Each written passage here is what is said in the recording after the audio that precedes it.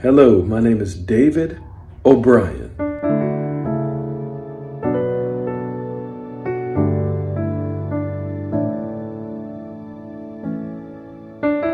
And I'm here for your success in the areas of purity.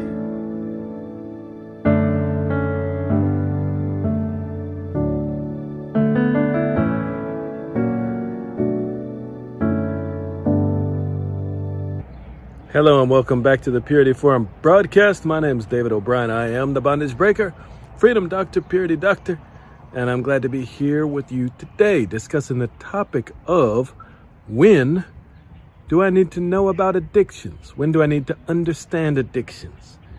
Now, you can understand addictions early on, it's fine, but I would say by the time you're 12, 13 years old, which in many cultures is a man or a woman.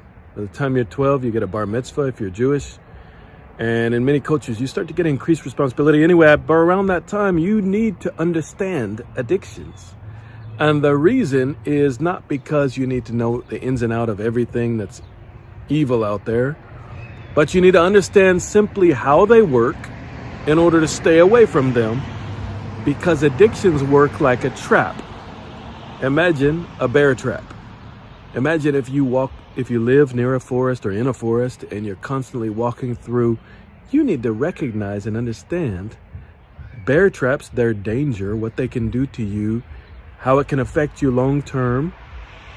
Because, for example, if a bear trap is rusty and you step in it and it closes on your leg, not only is there pain involved, not only is there wounds that need to quickly heal, but there's also rust on the metal if it's old, and that rust can get in your bloodstream and cause something that you don't want to happen. I believe it's called tetanitis. So there are things like that you need to understand depending on the environment you live in. Now, in the world today, this is 2023 when I'm speaking, in the so-called modern world, the technologically advanced world, there is a lot of addiction going on. There's a lot of imbalance with a lot of people. And whenever anyone says that, like me now, you want to make sure that I'm speaking from a heart of compassion. I'm not judging, blaming, I'm not mad. I want to put out a hand of rescue and help to you, to people. And I want you to be able to do that for others too.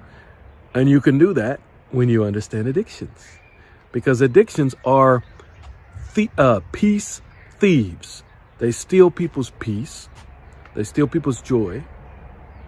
They pull someone in a direction that much of the person, their own being, doesn't want to go in. That's why it's called an addiction, a bondage, because the person is being pulled by one desire, which is in the brain, and the rest of their body, their thoughts, maybe their conscience, their pledges, says go the other way. And many times, if it is an addiction, unless they learn the tools to get out, and it can be a long path out through a forest, up a hill. So you don't want that either. It's better to never go into it. But if someone doesn't get the understanding, the power, the tools to get out, they can be stuck in that for the rest of their life. And I'm telling you, as they try to go up high, they're going up. God is helping them go up in life. And then the addiction grabs their ankle, or the spirit behind the addiction, really. And the way of thinking and the lack of understanding grabs their ankle and pulls them back down. And they have to feel like they're starting all over again. Well, they're not starting all over again. You benefited from the last time, everything you've ever learned. You benefited. You can use it all. But there's a point where you have to break free. You go past the limitation put on you by the past and by feelings, desires, thoughts, and triggers of addiction. And you break free. And then you can turn around and see from afar off what it was that used to pull you down and hold you back. That's a good place to be.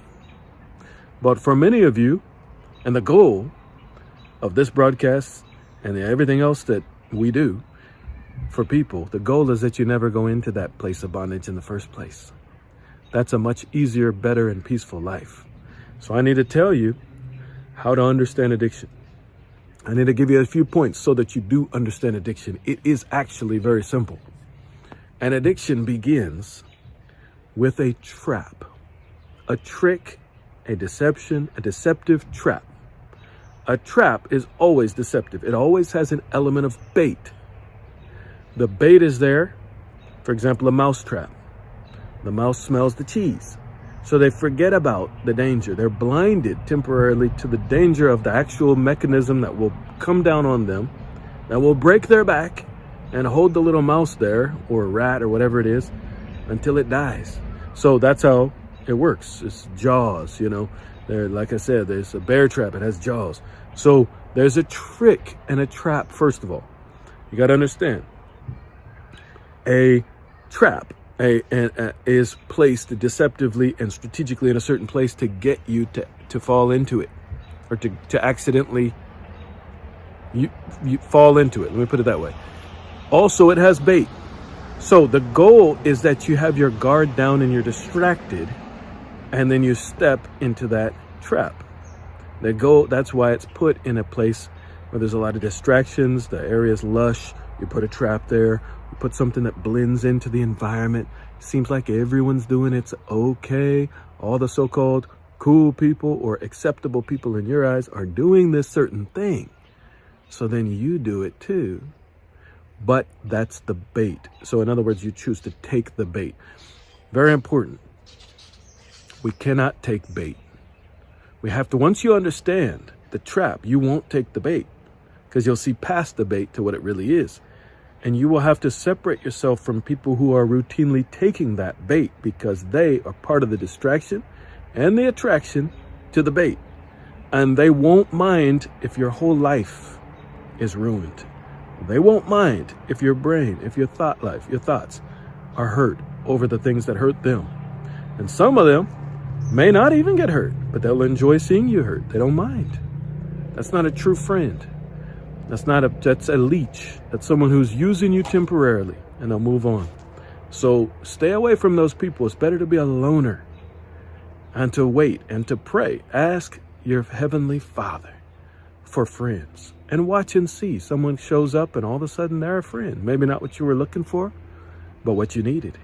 And so a lot of times addictions start with the associations of people you're around. The things they like, all of a sudden you try. And it could lead, that might not be the addiction, but that could lead to a place where the addiction or the problem is camouflaged and put there. For example, a late night party. Everybody seems fine, but there's a trap there that you weren't expecting from someone that other people weren't expecting either.